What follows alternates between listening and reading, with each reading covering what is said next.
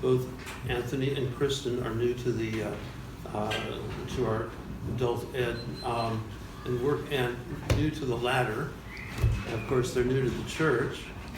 And so I thought I'd just give a little refresher as to what the Ladder of Divine Ascent is. Have you heard of it before? Mm-hmm. Okay. Oh, well, yeah, okay.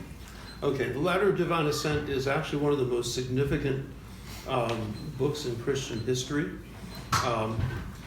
It was written around the year 600, comes from the monastery of St. Catherine on Mount Sinai, where St. John was Climacus.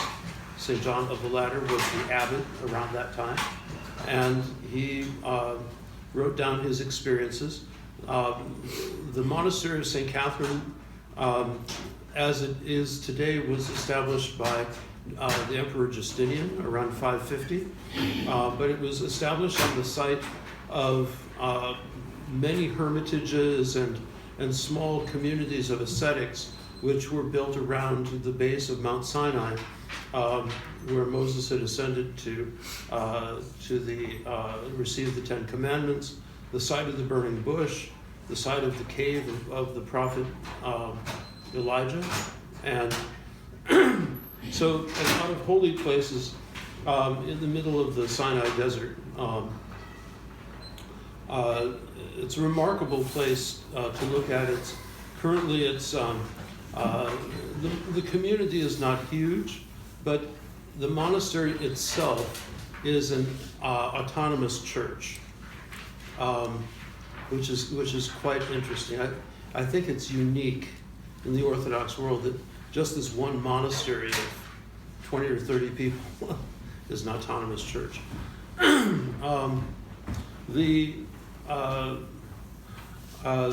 So there's this very, very long history of asceticism there.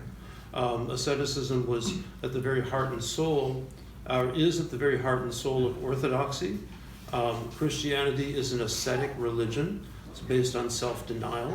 It's based on spiritual practice, and it's based on a very focused practice of the spiritual life. So it's not your kind of just go to church on Sunday and forget about it until the next Sunday, for 45 minutes on Sunday morning. That'll get you through the first half of the liturgy, maybe. Orthodoxy has demands self-denial. The Lord said, unless you take up your cross and follow after me, you're not worthy of me. And so there is whatever those religions are that have lost asceticism. Protestantism, there's no reason for asceticism. If you're Calvinist, your asceticism doesn't matter. Damned if you do, you're damned if you don't. Mostly just damned. Or the happy clappy stuff. I mean, that's those are different religions. They're different religions. Orthodoxy is basic Christianity, and if you follow the teachings of our Lord Jesus Christ, if you follow the Scriptures closely, it's all about a living practice and bringing oneself under discipline in order to be able to live a life in which we gradually conform ourselves to Christ by the grace of the Holy Spirit. Monasticism arose as an institution at the end of the 3rd century. Even in the time of St. Paul, there were proto-monastic institutions, especially of widows and virgins. Remember, St. Paul mentions communities of widows and virgins that were being supported by the church. The men took a little longer to get organized, but it was in the 3rd century you had the two main forms of monasticism already present in Egypt.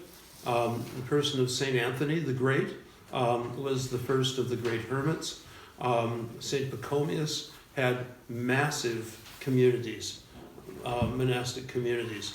Very often it would be a men's community on one side of the river and a women's community on the other side of the river, and crocodiles in between.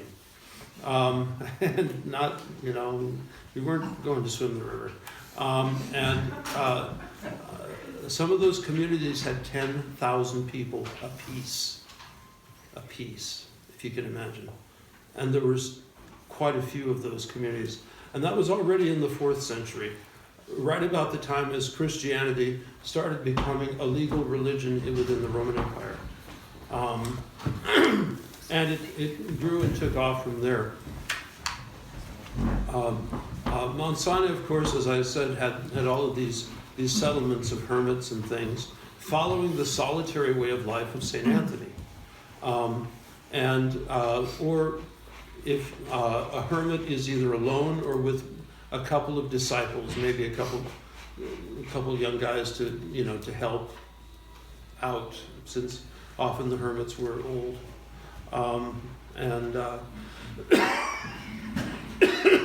So, in the book, The Ladder of Divine Ascent, we have an outline of how to live the monastic life, which is primarily focused on the community life, cenobitic community life, but also has aspects that are very much relevant for hermits.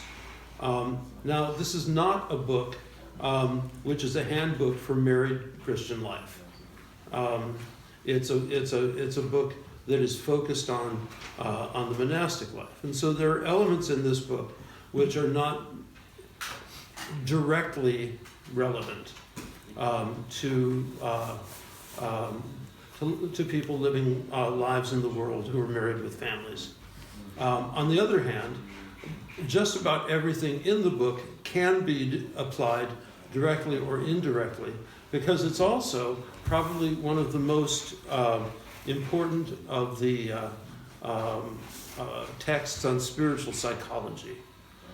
It's probably one of the foundational texts on spiritual psychology. And how do we overcome the passions, which are the habitual sins and reactions which make our lives miserable? So there's a great amount of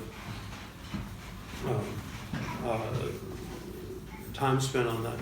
The first chapters of the book on renunciation, on detachment, and all of these things which we've gone through, those were the things that in some ways were the most monastic. And now we're getting into more of the spiritual psychology. And looking at the passions. The word passion means something very different in a technical sense than it does in a colloquial sense. In the colloquial sense, your passion is one of the thing that you love to do, that motivates you, gets you excited, and all of that. That's fine, except it has absolutely nothing to do with the technical sense of the term. And the technical sense of the term, of the passion, idea of passion, is that it is a reaction to some kind of a provocation that is so habitual that there's almost a shortcut and a short circuit, and you don't even think about it before you fall into it. And so, if you constantly react to the same thing in the same way, it becomes habitual, and eventually those kinds of reactions come to enslave us and to dominate our lives. And so a large part of the struggle of the spiritual life is to take control over our mind, take control over our senses, take control over our whole awareness, and to gain control over those areas of our life that are out of control, in other words, our passions. So that we not only notice it once we've fallen into it, but that we can cut it off all the way along up to its very root, which was some suggestion or some provocation that slipped through into our mind. You know, some ad that we saw, or some image that we saw, or some word that we heard, or some situation that triggered us off. So I guess in modern parlance, you could call the provocation a trigger, right? You get triggered.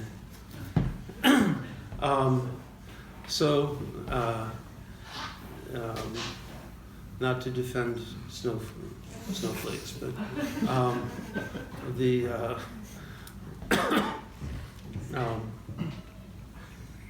anyway. So the most recent chapters that the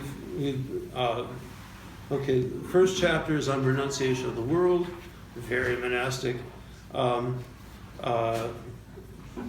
Detachment, exile or pilgrimage, obedience, repentance, and the prison. One will never forget reading about the prison. And then other things which are more monastic in focus, parts of monastic spirituality, which are they're certainly present in certain monastic traditions, and they're not emphasized in others. Certainly, remembrance of death is universal, but mourning has a specific context to it. Then chapter 8 is freedom from anger, or step 8. Step 9 is remembrance of wrongs. And this is, starting with freedom from anger and on meekness, this starts to be absolutely directly relevant to us. And most of the rest of the book is quite directly, for the most part, relevant to our lives. Because it's dealing with looking at ourselves, looking at how do we process resentment within our lives? How do we process anger? How do we deal with the desire to slander and to calumniate? To what happens when we have a remembrance of wrongs? All of these things. I don't know about you all, but they afflict me, and I think they afflict most of us one way or the other. And so this whole process of spiritual growth,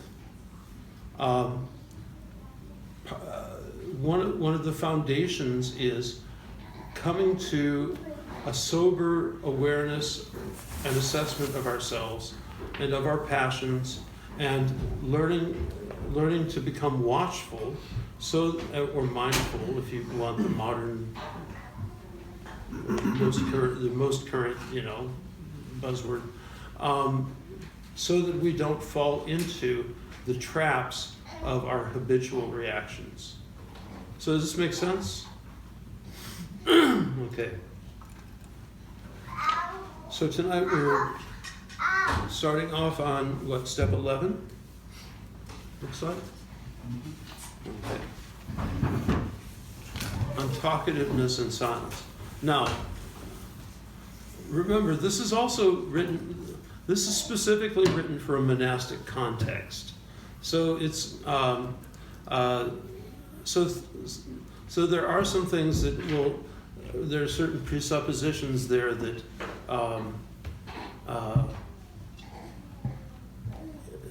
we won't necessarily think of ourselves.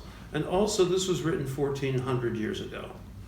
And think 1,400 years ago, there were no cell phones, there were no computers, there were no iPods, there were no CDs, there were no cassette recorders, there were no reel-to-reel recorders, there were no radios, there were no televisions. If you wanted music, you had to go get an instrument and play it, or go listen to somebody playing an instrument, or sing, or something like that. There were no cars. There were no airplanes overhead. There were no trains. There was no mechanical noise. The context that people lived in was silence. And that held up until about a little over 100 years ago. And everything radically changed. So even now, there's still the hum of the air conditioning. The human noises of the little kids. That's been with us forever. But do we even know what it means to just sit in silence? I don't think most of us do. And so one of the fundamental contexts of monasticism, but just also of life in the world at that time, was silence. So, you want to read chapter 11?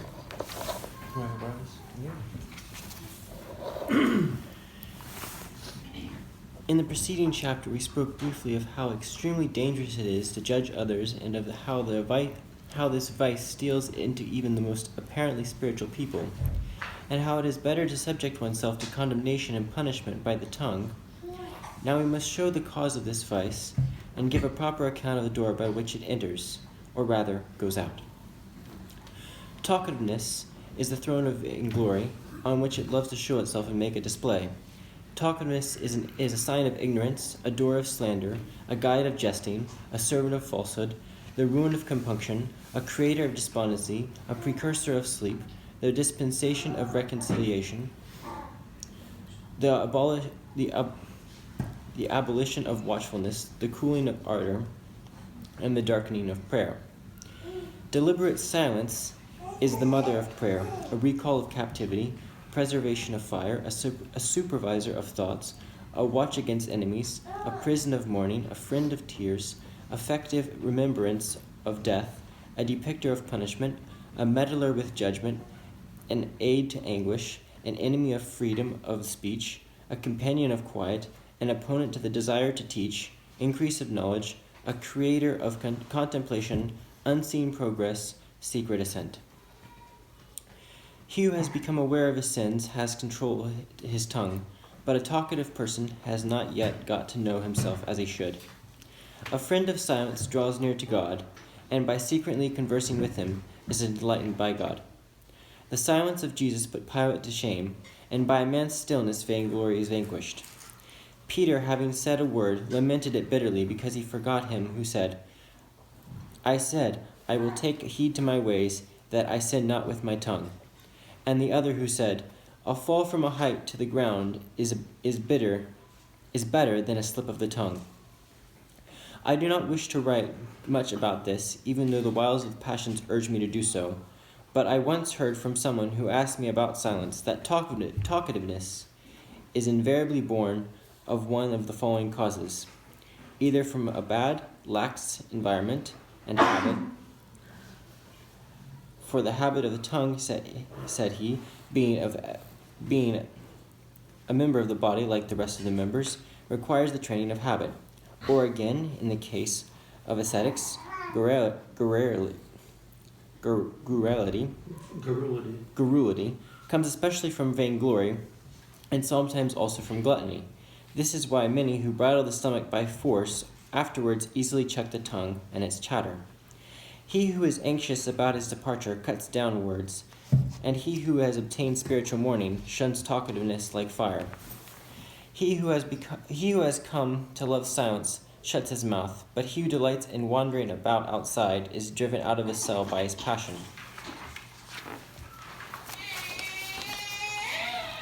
He who knows the fragrance of the fire from on high runs from a concourse of men like a bee from smoke. For the bee is routed by smoke, whereas man is hampered by company. Few can hold water without a sluice, still fewer can tame the intemperate mouth. The 11th step, he who has mastered it has cut off at one blow a multitude of evils. Step 12, online. The offspring of flint and steel is fire, and the offspring of chatter and joking is lying. A lie is the destruction of love, and perjury is the denial of God. Let no one with right principles suppose that the sin of lying is a small matter, for the all-Holy Spirit pronounced the most awful sentence of all against it above all sins. If that will destroy all who tell lies, as David says to God, what will they suffer who stitch an oath onto a lie? I have seen some who, priding themselves on their skill in lying and exciting laughter by their jests and twaddle, have pitiably destroyed in their hearers the habit of mourning. When the demons see that in the very beginning we intend to keep aloof from the witty lecture of a coarse leader, as from an infectious disease, then they try to catch us by two thoughts, suggesting to us, do not offend the storyteller, or do not appear to love God more than they do. Be off. Do not dally, otherwise at the time of your prayer the jokes will occur in your mind, and not only run, but even piously disconcert the bad company by offering for their general attention the thought of death and judgment. For perhaps it is better for you to be sprinkled with a few drops of vainglory, if only you can become a channel of profit for many. Hypocrisy is the mother of lying, and often its purpose. For some define hypocrisy as no other than the meditation on falsehood, and an inventor of falsehood, which has a reprehensible oath twisted up with it. He who has obtained the fear of the Lord has forsaken lying, having within himself an incorruptible judge, his own conscience. We notice varying degrees of harm in all the passions, and this is certainly the case with lying. There is one judgment for him who lies through the fear of punishment, and another for him who lies when known danger is at hand. One lies for sheer wantonness, another for amusement, one to make the bystanders laugh, and another to trap his brother and to do him injury. Lying is wiped out by the tortures of superiors, but it is finally destroyed by an abundance of tears. He who gives way to lying does so under the pretext of care for others, and often regards the destruction of his soul as an act of charity. The inventor of lies makes out that he is the imitator of Rahab, and says that by his own destruction he is effecting the salvation of others. When we are completely cleansed of lying, then we can resort to it, but only with fear and as an occasion demands. A babe knows nothing of lying, neither does a soul that is stripped of evil. He who has become merry with wine involuntarily speaks the truth on all subjects, and he who is drunk with compunction cannot lie. The 12th step, he who has mounted it has obtained the root of all blessings. And I think that's the core of what it is. We all know about the fish story that I caught one that was that big, you know, and so of course that big becomes that big, and that turns into a lie. But it's all of this stuff that's powered by vainglory. It's powered by getting people to think of, to think more of us than is actually there. It's all hypocrisy. It's all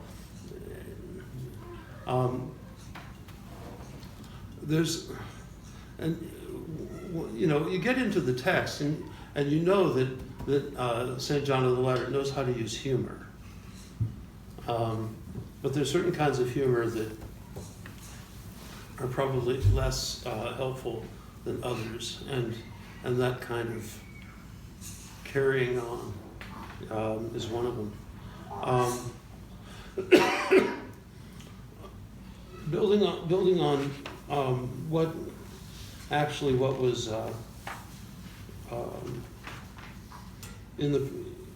in the previous couple of chapters, before we go on to despondency, I give this talk, and I've given it here, talking about do not resent, do not react, keep inner stillness. And the whole principle of non-resentment is basically extremely well presented in chapters 8 and 9, and in 8, freedom from anger; 9, slander or calumny; and 10 is, or that was slander and calumny. 9 is remembrance of wrongs.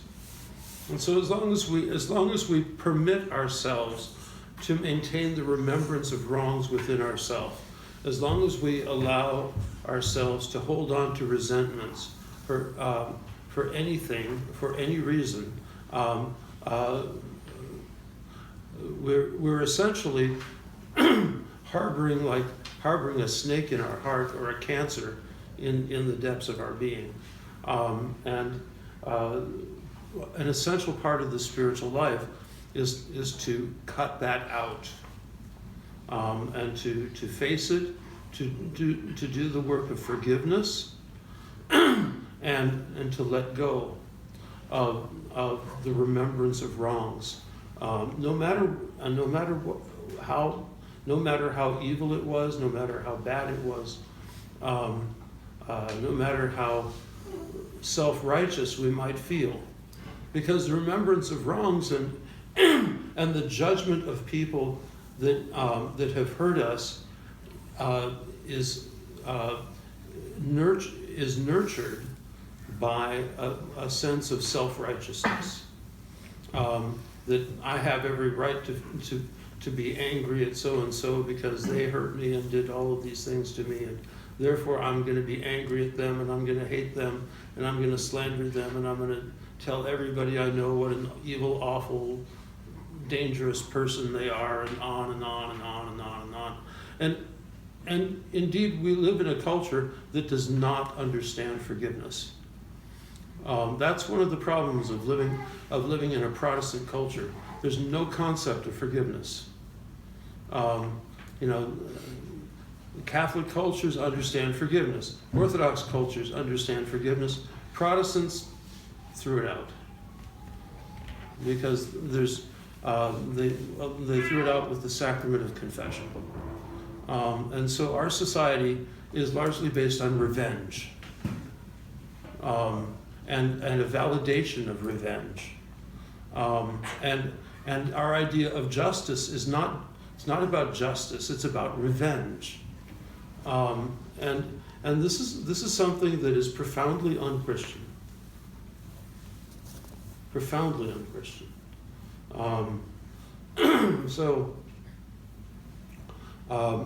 we have, even though we call our prisons penitentiaries, in other words, a place to do penance, and certainly I'm sure there's a lot of penance there, because people are made to feel the weight of their sin, whether it's in those terms or not. That doesn't lead to healing, it doesn't lead to forgiveness, and for the most part, it doesn't lead to the amendment of life. Yeah. Could you argue and act that it actually is as instead of a penitentiary, as in a place for penance, it's more like a holding cell for revenge. Yeah. That's all they do is plot revenge and what they're gonna do when they get out. Not actually, there's no inkling to repent at all. Oh, yeah. And not that every case is like that, as in every person who goes into prison comes out worse, but Right. for the most part, the general population, it often turns out worse. Yeah, it's a mess. And so one of the things that within our culture as Americans that we have to learn how to do is to drop that whole desire for revenge, and to purge it from our minds and from our hearts. and because it's not the way of Christ, you know. Christ forgave, and even on the metaphysical level, most Western Christianity, it's all about if you sin, you're going to go to hell. That's God has to take revenge on you for your sins, right? That's not the Orthodox. That's not what it's about. So, the Orthodox understanding, you can choose to go to hell, and you do so by your actions. But God doesn't condemn us to hell as punishment. So anyway,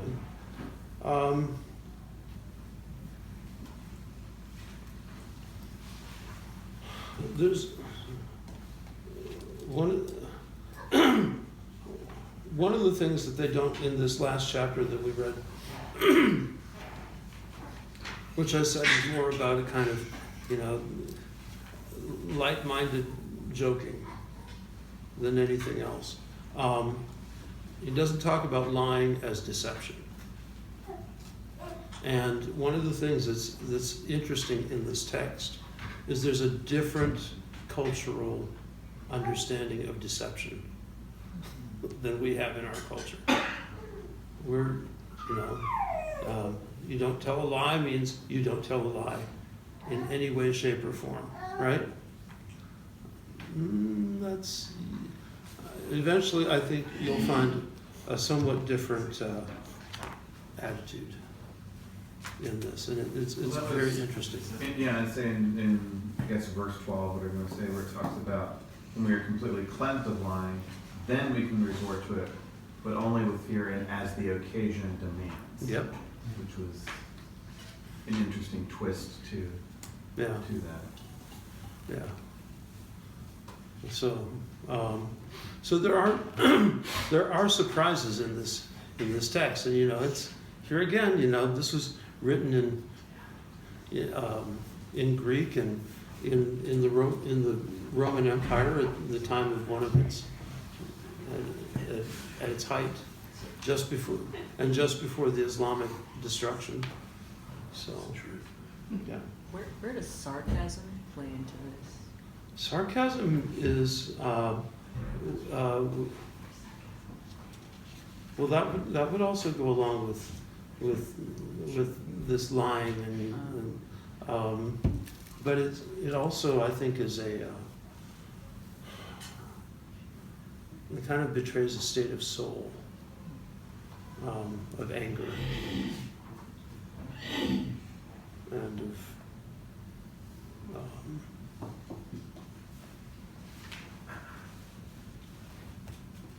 I don't know.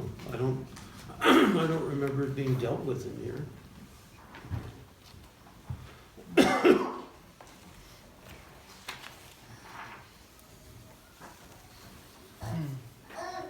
Could it be related to bitterness? Mm-hmm. As in, sarcastic remarks are often things that you're bitter about. Right. That's at least that's been my observations. That's the two are very related. Yeah. And so that would.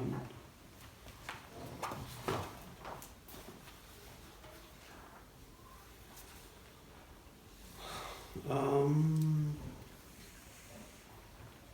mean, I don't know if it's always the case, but generally it's connected to anger and resentment and bitterness.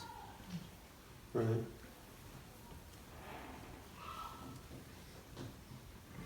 Yeah, it might be back in. They might have mentioned something like that in step 8, but I don't remember. Okay.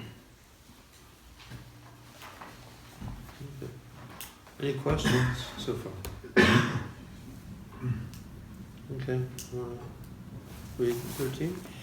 As we have already frequently said, this, we mean despondency, is very often one of the branches of talkativeness and its first child, and so we have given it its appropriate place in this chain of vices. Despondency is a slackness of soul, a weakening of the mind, neglect of asceticism, hatred of the vow made. It is the blessing of worldliness. It accuses God of being merciless and without love for men. It is being made languid in singing psalms, weak in prayer, stubbornly bent on service, resolute in manual labor, and indifferent in obedience. A person under obedience does not know despondency, having achieved spiritual things by means of sensory things. Community life is opposed to despondency, but she is a constant companion of the hermit. She will never leave him till his death, and wrestles with him daily till his end. Seeing an anchorite cell, she smiles and creeps up and camps nearby. A doctor visits the sick in the morning, but despondency visits ascetics by noonday. Despondency is a pretext for hospitality. She insists that by means of manual labor, alms could be given, and she urges us eagerly to visit the sick, recalling him who said, "I was sick, and you visited me." She puts it into our heads to go out visiting the dejected and faint-hearted, and sets one faint-hearted to comfort another. She reminds those standing at prayer of necessary duties, and brutish as she is, she leaves no stone unturned to find some plausible pretext to drag us from prayer, as with a kind of halter.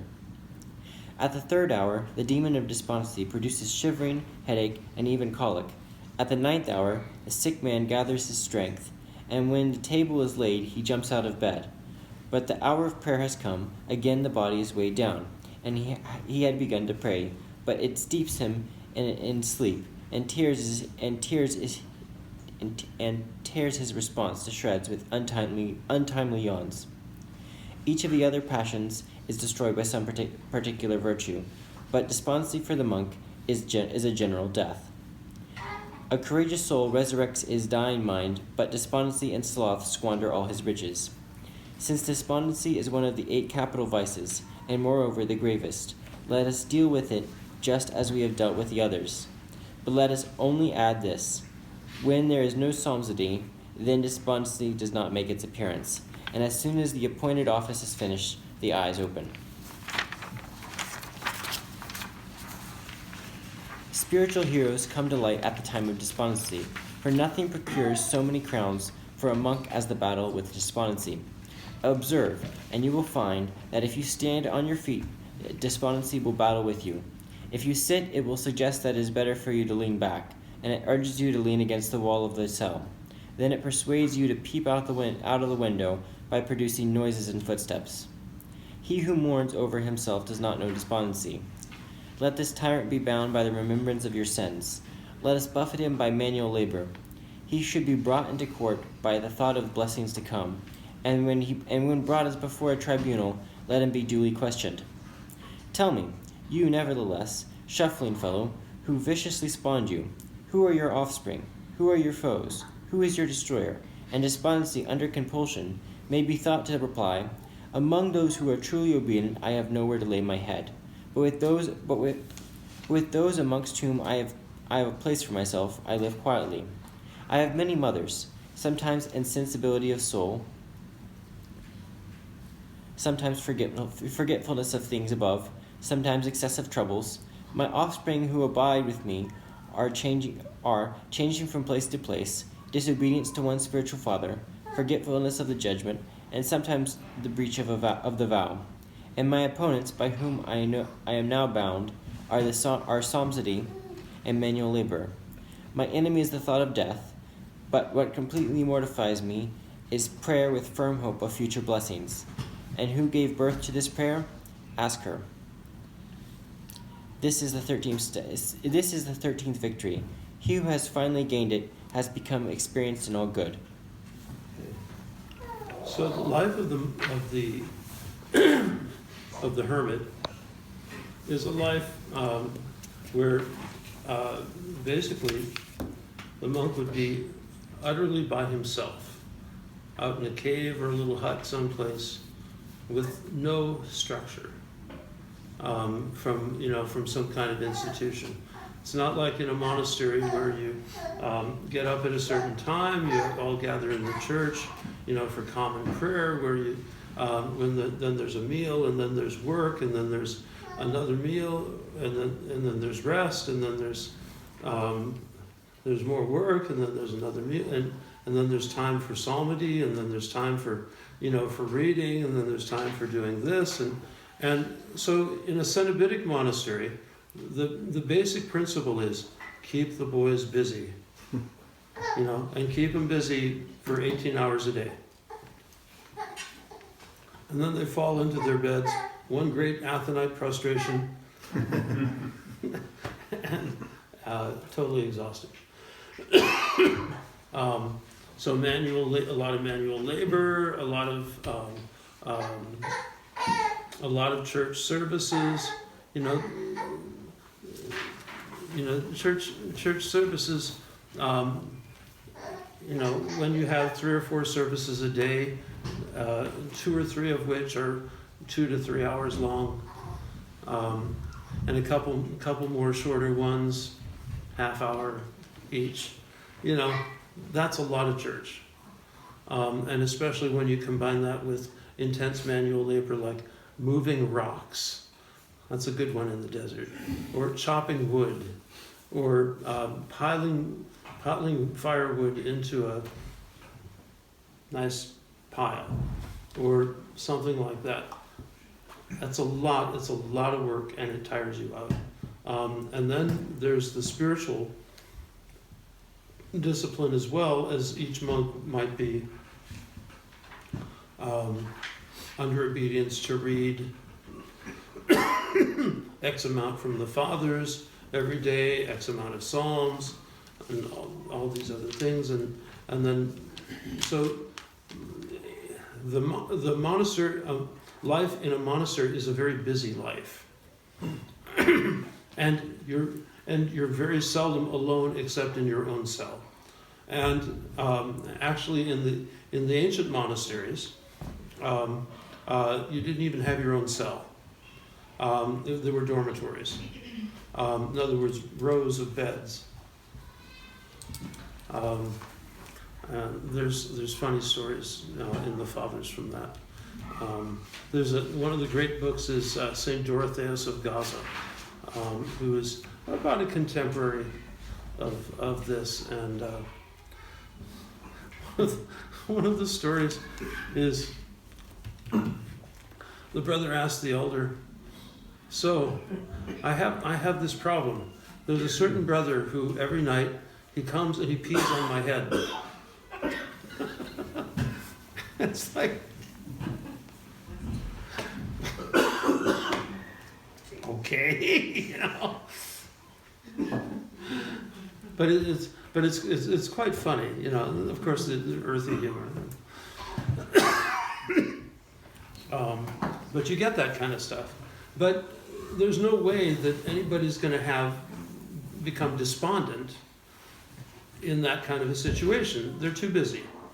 But if you're a hermit and you're completely what you do and how you do it is you're absolutely, completely in charge of your own schedule.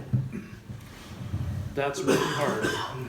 And so you might want to get up a little bit later. You might want to, have a little bit, have a little bit for breakfast, even though you're supposed to be fasting that day until 3 o'clock in the afternoon. That's when they said about the 9th hour, the 6th hour, the 9th hour, or 3rd hour, 6th hour, 9th hour. 3rd hour is 9 o'clock in the morning.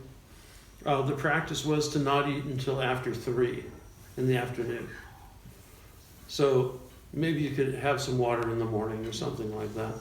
And then, you get busy in the morning and you do your rule and you start doing some kind of,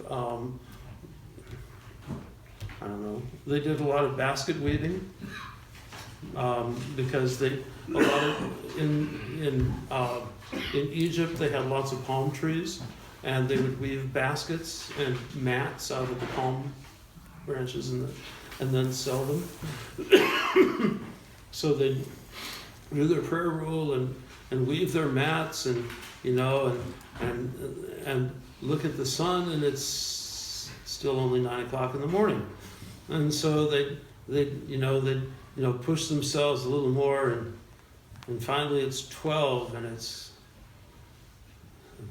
they're tired already because they've been up since long before dawn, and they've made a lot of prayer mats, and the prayers don't look quite so attractive, and they don't really feel like reading, and and so maybe it's time for a nap, and I'm hungry, and so this is despondency creeping in, and so and despondency is on a spectrum. It's a spectrum from boredom and laziness all the way to despair. And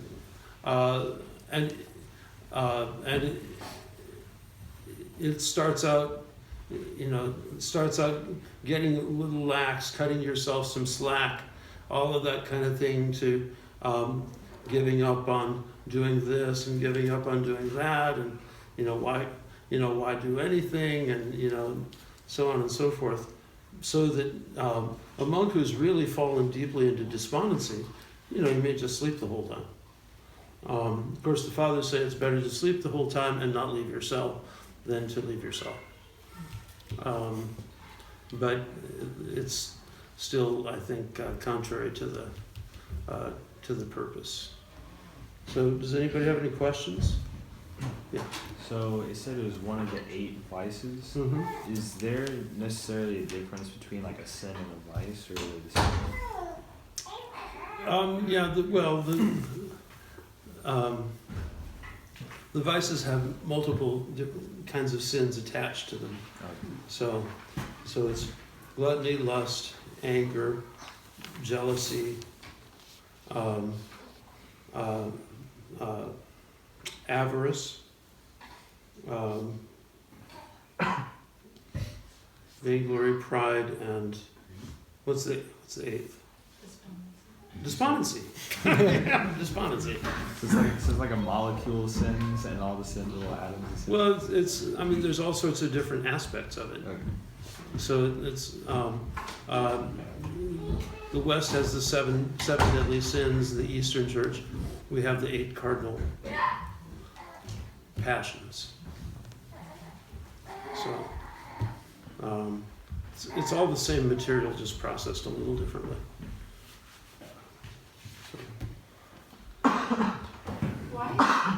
Why is despondency referred to as she? It's probably the gender of the noun akidia in Greek. Acedia or akidia. Yeah. So which is a feminine noun. I feel like this is like contentious. Yeah, that's what I was wondering. I find it ironic, Federico, that you say that monks being alone become despondent, but it seems like our culture is a culture of despondency. Yet we're amongst so many people. Mm-hmm. But I think there's a lot of aloneness in those in and amongst those people, Yeah. and it gets worse day by day. Yeah. And you see, rearing its head and all the people committing suicide and stuff because they made it all the way to the end of that spectrum because Yep. of being despondent. Yeah. Well, yeah. You look at, think about people in the world who have no spiritual discipline. How easy it is to fall into despondency when there's no expectations and they may be unemployed. They don't have anything to do. Yeah. It's like wandering across Flanders Field while the machine guns are chattering and bombs are falling, from artillery shells, and you have gas and all sorts of stuff, and not having to gas mask or anything, and expecting to survive. Yeah. So, from this, I'm guessing that the cure to despondency is just keeping yourself busy, or Well, it's the best for, in a monastery. The cure is obedience. So somebody to keep you running. Seriously. yeah, no, but within I guess non-monastic life, what would be a cure for despondency? Keep busy. Be busy, okay. Yeah. In other words, responsibilities and expectations. And it says right here, what completely mortifies me is prayer with a firm hope of future blessings. And who gave birth to prayer? Ask her. But it's prayer with a strong prayer with a future hope of blessings is the sure way of killing despondency. Mm-hmm. I think hope is what I was thinking about, Yeah. having hope. Yeah. Well, it says prayer with a firm hope of future blessings. So Yeah. strong prayer needs hope. Like, you can't have strong prayer without hope. Mm-hmm. Because that would be despondent prayer, essentially, Mm-hmm. which is prayer without hope. Yeah. I guess to kind of go back to Chandler's thing, it's not only keeping busy, but it sounds like it's keeping busy within community. Right, it is. It's not just idle, or not idle busyness, but busyness for business sake. It's in the context of community. Mm-hmm. Keeping Well, busy few- enough to keep out of yourself. Yeah, that's a great way of saying it, Few and far between are those monks that have the maturity to deal with being a solitary. Very, very, very, very few. And it takes immense maturity and immense self-discipline. yeah. And I would assume they don't start that way, that they would start in No. community and then eventually Right. mature to that. Yeah. Usually, and somebody wouldn't become a solitary for 25, 30 years. Didn't St. Paisios do that? Or he started off with a monastery and then kind of made his way to... Most of the monks did. Okay. Saint Seraphim, Saint Sutherland, you know. So,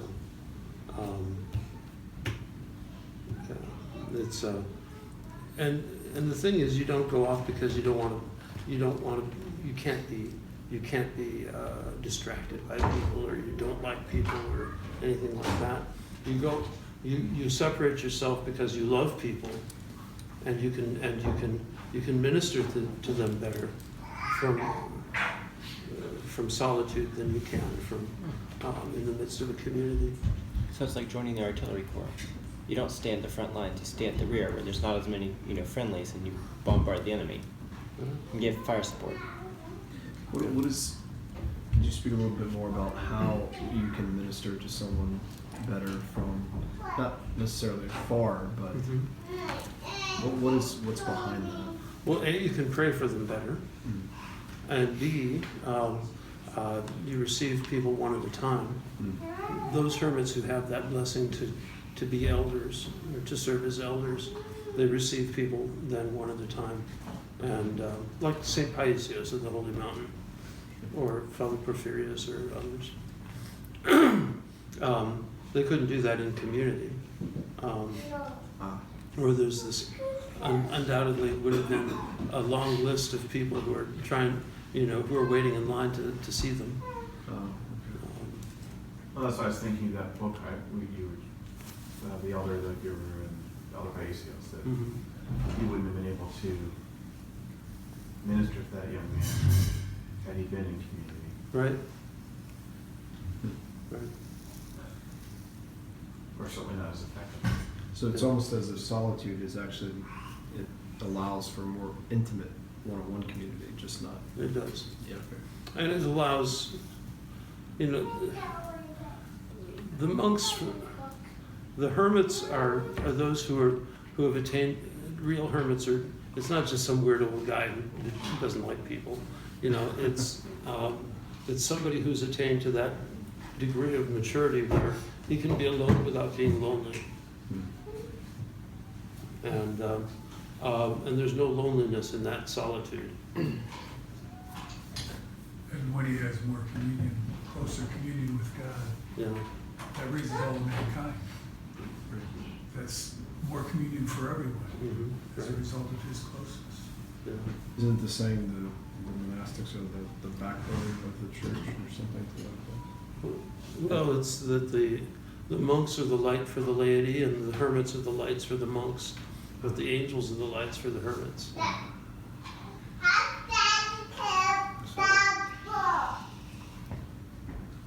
Unless you're a hermit and seeing angels and you're not in delusion,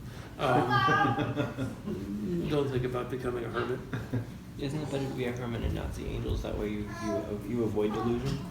I'm sorry? I said, wouldn't it be better to be a hermit and not see angels? Probably. That way you avoid delusion. Like, But even the hermits have to go to confession. right. How often they take communion? They take it every Sunday or much more? It depends on, it can be every Sunday, some will do it every day. But more likely every Sunday. On Athos, they have a type of organization called Kilia cells. And what they are is it's a group of hermits that live vaguely around some radius from a church. And so on feast days, they'll all come together and there'll be a priest undoubtedly in one of the cells who will celebrate the liturgy. So Sundays and feast days. So how do the hermits, I guess, build up their maturity muscle in a way? Do they just obedience? But Prayer and obedience. Okay. And usually it's a lot for over many years. It's never quick. Yeah. So. Anybody else? So volunteers? Okay, good.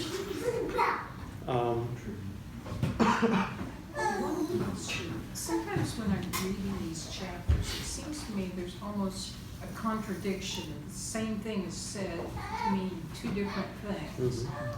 And if you look at this last chapter on despondency, in paragraph 6, it talks about despondency is a pretext for hospitality. She insists that by means of manual labor alms can be given. She urges us.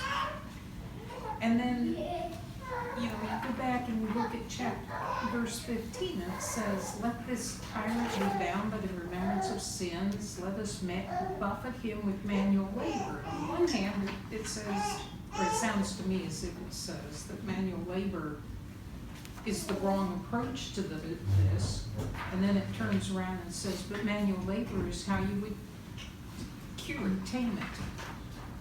Maybe Well, I'm just reading this incorrect. Maybe it's the wrong approach to manual labor. Like yeah, hope. okay, so for chapter 6, or step 6. Yeah. The pretext for hospitality, she insisted, by means of manual labor, alms could be given. In other words, the hermit is sitting alone in his cell, bored out of his mind, wanting to take a nap, and thinking, oh, how nice it would be to have visitors. And I could set out lunch for them, I could give them, share my dates and water, and whatever, how nice it would be to have visitors. Or then the next one, by means of manual labor, alms could be given. A hermit is generally exempt from giving alms in monastic rules. But of course, it's such an important gospel precept that really I should be working and making things and selling them so that I have enough money to be able to give alms, and then I can, in other words, get out of this trap of being all alone by myself all the time.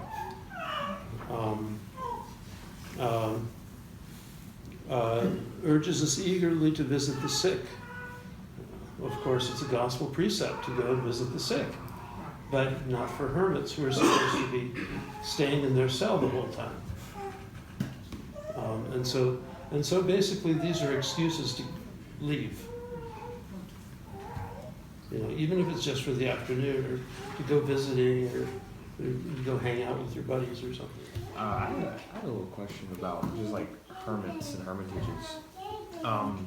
There's the long-term hermits, but can monks kind of go on, I don't want to say a retreat, but kind of like the temporary? Okay. Mm-hmm. Is that kind of a way to build up to that, or is it just I guess a once in a while kind of thing. It's usually a once in a while thing. When you can go out to a skeet or out to a hermitage and have some peace and quiet for a couple days, especially if you're in monastic administration. You need to do that because it's daddy 24/7. And I'm seriously. No, yeah, no. And I had a monastery for 12 years. I was abbot of a monastery for 12 years. And so a friend of mine who was a hermit, a real hermit, he'd lived the hermit life for 35 years already by that time. He said, you've got to take one day a week and get away and have time to yourself. And he was right. He was just totally right. And he let me go and stay in this little cabin that he had on his property. And it was just life-giving because literally it was daddy 24/7. And that was when, we only had about a dozen guys. When it doubled, it was really tough. So what's the longest amount of time you've kind of spent, I guess, at a ski, like by yourself? Oh, not a couple days.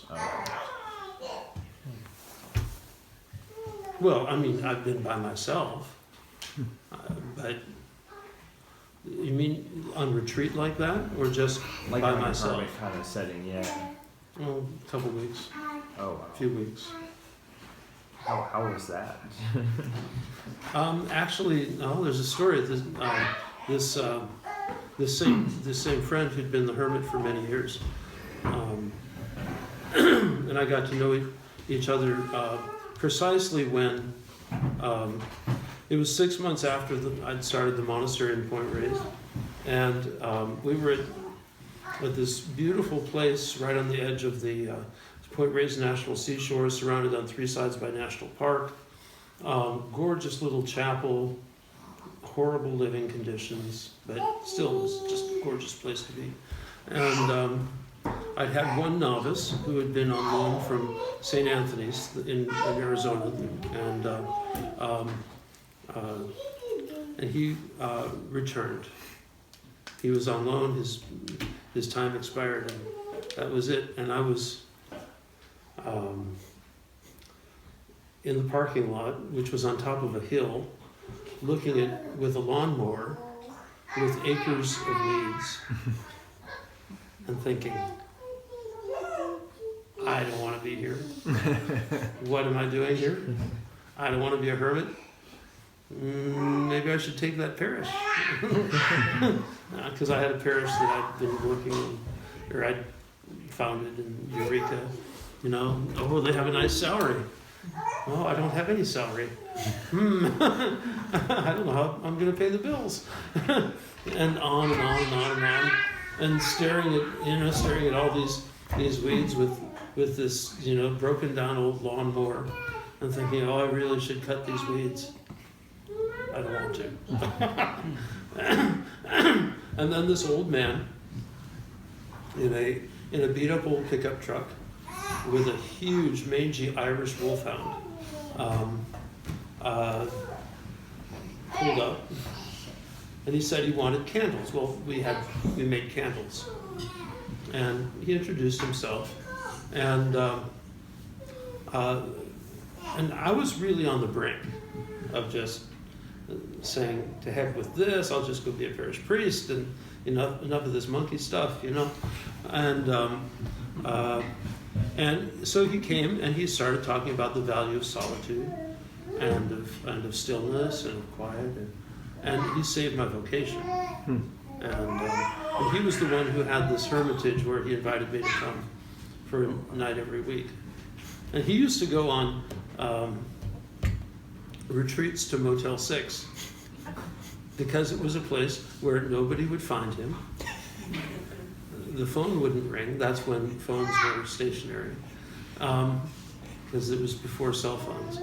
And he had no responsibilities. He could just go into his room, lock the door, peace and quiet.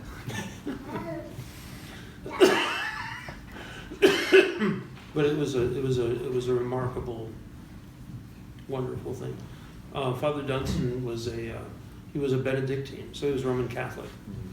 But he was he actually understood himself as Orthodox, and he'd spent the last 10 years of his life studying the Orthodox fathers, and particularly Saint Isaac the Syrian. He took me through Saint Isaac, which once I had gotten to a point where I could understand it, which was, seminary and undergraduate school and all of that stuff didn't matter. That doesn't matter. That's not how you understand that stuff. So how much growth in your spiritual life, I guess, did it give you after that kind of experience? Oh, it's well, with Father Dunstan and also with other elders that I've met, which is quite a number actually, they give you a word, and that word just goes right into your heart, and because they know exactly what you need to hear, and it's exactly what you need to work on, whether you like it or not, and you just grow that way, and it accelerates actually. Oh, okay. So it's a really remarkable thing.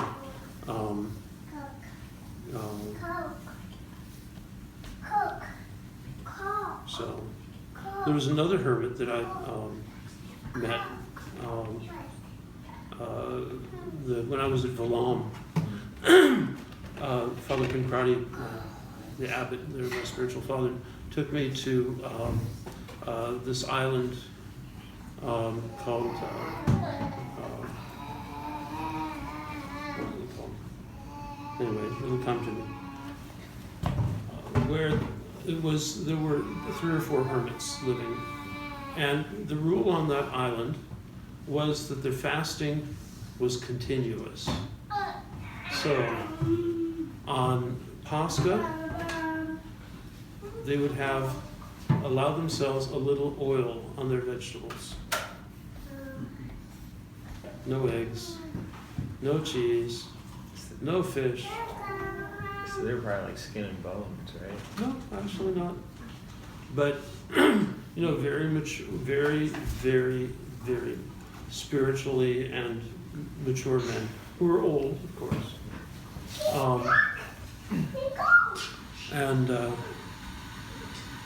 This one, he died as Father John in the Great Schema, and it was a remarkable thing because all the hermits that I know and know of, they may live in little huts, but those little huts are packed with books. There's no internet, there's no audio, visual stuff. It's books. And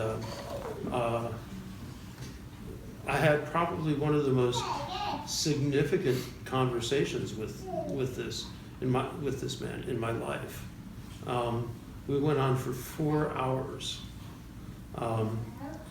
talking about Saint Silouan, and at least I think it was 4 hours. It was a long time. Yeah. And it stretched my abilities in Russian far beyond my expectations, because it was all in Russian. And it was, we talked about the concept of, or how do we move from a psychological spirituality to an authentic spirituality, to a spiritual spirituality, noetic spirituality. And that completely reoriented me. I hate to be the one that just keeps on asking That's questions because I want other people to have a chance. But if you don't mind, if you don't mind, Could you kind of go into that and kind of tell us your conclusions in that conversation? He's a bit ahead to the end. Well, I guess, yeah, I probably should. well, I mean, very briefly, you think most of our religious life is lived in our head, right? Yeah. And here I spent years, with a master's degree in dogmatic theology, and doctoral work in dogmatic theology and all of this other stuff. And the reality is, it's all in your head. Yeah. It's not in your heart. Well, What and you can, in other words, you can know all about the Bible. yeah. You can memorize the Bible. You can know all about theology. You can memorize all sorts of theology and church history and all the lives of the saints and all of the other stuff and all the services of the church. And when you're in church, what are you doing? You're singing and you're reading and singing, right? And but if you stay in your head and you don't let it go down into your heart, you've missed the entire point. So how does it go down in your heart? How does that? You have to let God take it down there. Okay. In other words, it's a total surrender to God. And I'm guessing that doesn't just click; it kind of happens over time, or does it click at a certain point? If you let it. And some people cling to their thoughts and to their egos and to the old man.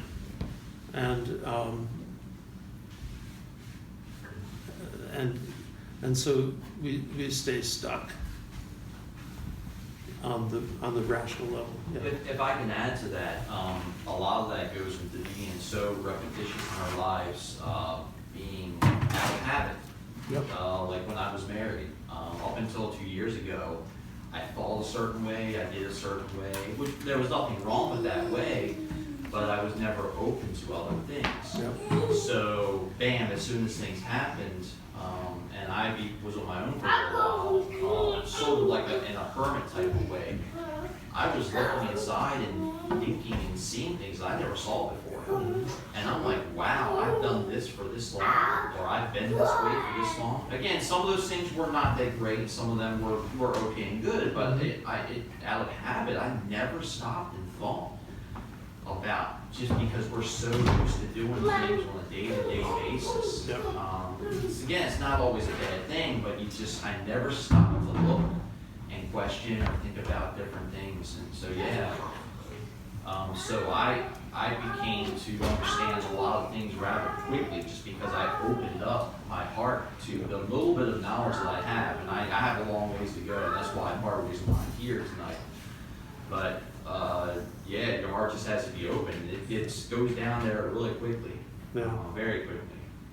Yeah, it's the knowledge of the heart ultimately that matters. Father Roman Braga, telling the story of his prison experience. Oh, yeah. And that they had no books, no pens, nothing. There was a little window up at the top that you couldn't see out of that let in a little bit of light. He said you had to go somewhere. So he went inside. Yeah. And he said, thank God for the communists. He said all the priests should be in prison. And he said it was the greatest thing that ever happened. Yeah. You've read Father Orsini, right? Yes. Yeah. That's awesome. Awesome book. So, Kristen, you had a... I think that what you said answered my question between Mhm. psychological spirituality and true spirituality. Yeah. Yeah. It's and there's a huge difference. And so we can think we're getting real spiritual. So But it's by all in our psychological heads. spirituality, you mean basically head knowledge, Head knowledge. and by real spirituality, you mean heart knowledge, is that which you learn by when the rubber meets the road, when it comes to blows. Well, Stuff but it's that sticks. but it's also the knowledge of the heart comes through prayer, Right. and the knowledge and that kind of prayer comes through the practice of stillness, Right. of silence, and so it's not necessarily a matter. I mean, yes, we also have to learn from our suffering, and that's critically important. But also, when we enter into the practice of stillness, of prayerful stillness, we have to surrender to God to let God teach us what He will, and to transform and especially to cleanse and to purify our hearts, so that we can truly surrender to God. The other thing that Father John brought up was the importance of the expansion of one's personal I, and that in true Christianity, the growth of our growth to spiritual maturity is the expansion of our personal I. In other words, who I am isn't just about me. If you're married, it's your family. And you can't conceive of yourself as you and your wife and your kids. And It's an expanded I. yeah. In the monastery, it's not just me as the abbot. The brotherhood is my I. It's who I am. And then that expands in my spiritual children, parish priest and the spiritual children and the parishioners. And so, and if we all do, this is a totally alien concept to American culture, because it's absolutely transcends the idea of the individual. You know, American religion is based on me and my relationship with Jesus, right? It's all about my personal relationship with God. Orthodoxy is based on our common relationship with God and with one another, a union in love, a communion in love, so that your salvation depends on my salvation, and my salvation depends on your salvation. It's a whole lot different than American ideology. So it's more like being in the army, as in, like, you know, you live together, you die together as a unit. Yeah. And if you think like a unit, you'll work a whole lot better than as a bunch of individuals. I don't know if that sounds more like the Marines, but It's hard. so anyway, so I have lots of Father Dunstan stories, but and there's not too many Orthodox bishops who knew Roman Catholic elders, but his attitude towards he actually at one point came and asked to join our monastic community, but then he decided not to because his solitude would be abrogated. But his attitude towards the Catholic Orthodox split was boys' games. Boys' games. That's only somebody on that level could say something like that. Nobody all dressed up in big bling. So.